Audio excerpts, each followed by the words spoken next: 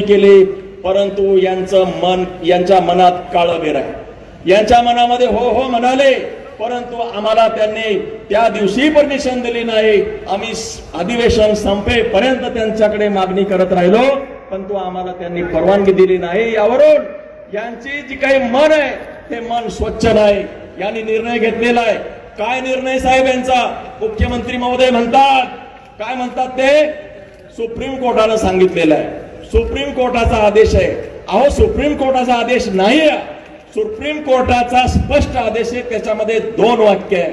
Supreme कोर्टाने सांगितलं की अनुसूचित जाती हा होमोजिनियस जरी क्लास असला तरी त्याच्यामध्ये जर एखादा मागास घटक असेल, त्याला जर राज्य सरकारला असं वाटत असेल तो मागे आहे, तर त्याच्यासाठी राज्य सरकार प्रावधान करू शकतं।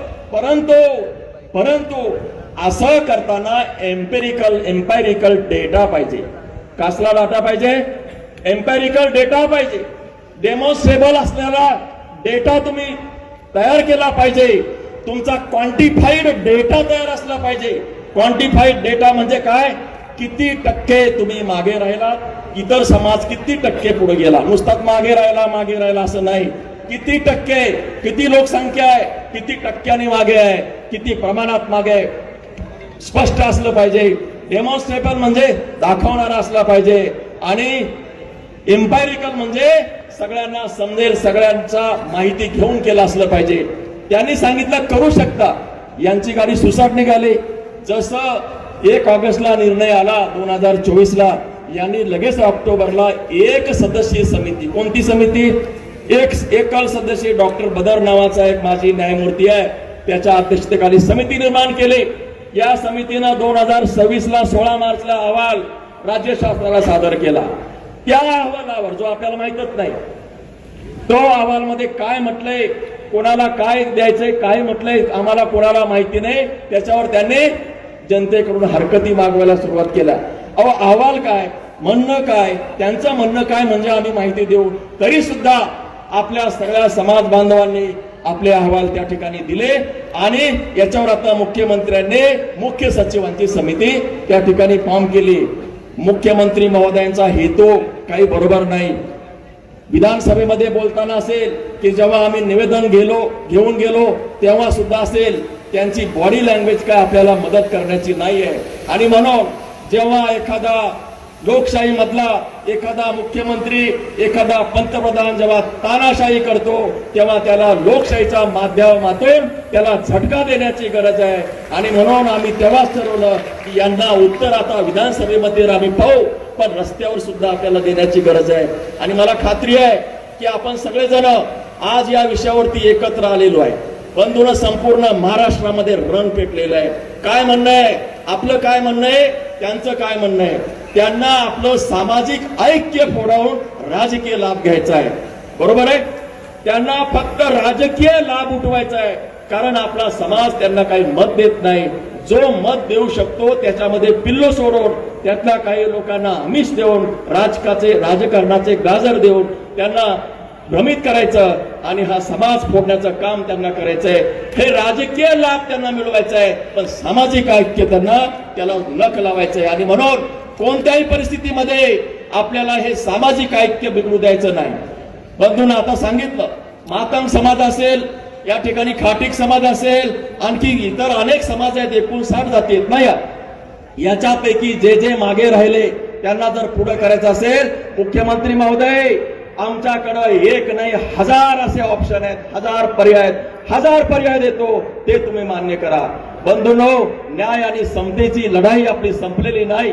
या ठिकाणी यांनी रिक्त जागा अद्याप शासनामध्ये त्या भरलेल्या नाहीत, आणि जे काही आरक्षणाच्या मुळावर उठलेलं जे कंत्राटी पद्धती आहे, कंत्राटी अलीकडे कंत्राटी पद्धती आणलेली, कंत्राटी नोकऱ्या भरायच्या नाही, कंत्राटी पद्धती आणली। कंत्राटी म्हणजे कंपनी येते आणि ज्याला वाटेल ती पोरं शासनाच्या नोकरीवर लागतात।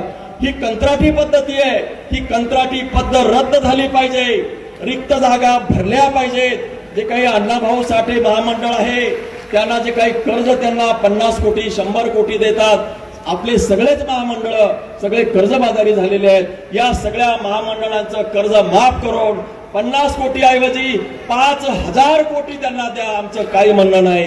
याच्या पलीकडे आनंदराजी आपण अशी मागणी करू की या सगळ्या मागास प्रवर्गामधल्या या अनुसूचित जातीच्या मातंगासहित सगळ्या प्रत्येक घरामध्ये एक नोकरी किंवा व्यवसाय देण्यासाठी तुम्ही तरतूद करा. हे अगोदर करा. ज्या लोकसंख्येची वाढ झालेली आहे आणि यांनी सगळ्या सरकारी जागा कमी केलेल्या आहेत, लोकसंख्या वाढलेली आणि यांच्या जागा कमी, कंत्राटी पद्धती सुरू, असं हे जे काही आहे लोकशाहीच्या मुळावर उठणारे यांनी कार्यक्रम केले. हे काही करत नाहीत, काही करायचं नाही. आणि जे काही आपण धडपडतोय, हातात हात घालून जाणून जे काही आपण चालण्याचं काम करतो, आपलं ऐक्य, आपले हात एकमेकापासून सोडण्याचं अतिशय अश्लील काम हे जे मुख्यमंत्री महोदय करतायत. परंतु मी आपल्या माध्यमातून मुख्यमंत्री महोदयांना इशारा देतो, मुख्यमंत्री महोदय, आतापर्यंत तुम्हाला जे काही चाललंय आलबेल सगळं ठीक होतं, परंतु तुम्ही आंबेडकरी जनतेच्या नादाला लागू नका. आंबेडकरी जनतेच्या नादाला जर लागाल तर तुम्हाला या ठिकाणून पदच्युत करावं लागेल. सत्तेमधून तुम्ही बेदखल होणार. आगीशी खेळण्याचा तुम्ही प्रयत्न करू नका. आंबेडकरी जनता राजकारण करत नाही, पण जेव्हा समाजकारणावर एकत्र येते तेव्हा सरकार ते पायाखाली घेता, सरकार पाडल्याशिवाय राहणार नाही. तुम्ही आगीशी खेळू नका. आणि म्हणून जर तुम्ही निर्णय घेतला असेल, निर्णय करत असाल, तर तुम्हाला त्यापासून परावृत्त व्हावं लागेल. तुम्हाला या पाठीमागं यावं लागेल. आणि आपण ही जी ताकद आहे, आपण आजच्या मोर्चामुळं मुख्यमंत्री कुठला निर्णय घेतील असं नाही, परंतु आपलं जे ऐक्याचं जे काही प्रदर्शन आहे, आपण जे काही आपली जी एकता आहे, सामाजिक ऐक्याचं प्रदर्शन आपण महाराष्ट्र शासनाला आणि विशेष म्हणजे मुख्यमंत्र्याला करून दिलं. यासाठी आपण सगळेजण सकाळपासून या ठिकाणी मोठ्या संख्येनं उपस्थित झालात. मी तुम्हा सगळ्यांचं अभिनंदन करतो. आणि कोणत्याही परिस्थितीमध्ये विधानमंडळामध्ये असेल का रस्त्यावर असेल, आपण मागे हटायचं नाही. आणि या सरकारला आपल्याला दाखवून द्यायचं की आम्ही हे होऊ देणार नाही, आमची एकता कुठल्याही प्रकारचं होऊ देणार नाही. आणि म्हणून सरफरोशी की तमन्ना अब हमारे दिल में है, सरफरोशी की तमन्ना अब हमारे दिल में है, देखना है बाजुए कातिल में कितना दम है. आपल्याला बघायचंय की तुम्ही जर करूनच दाखवा. तुम्ही जर कराल तर तुम्ही याच्यामध्ये भागल्याशिवाय राहणार नाही. आपण मला बोलण्याची संधी दिली त्याबद्दल मी आभार मानतो.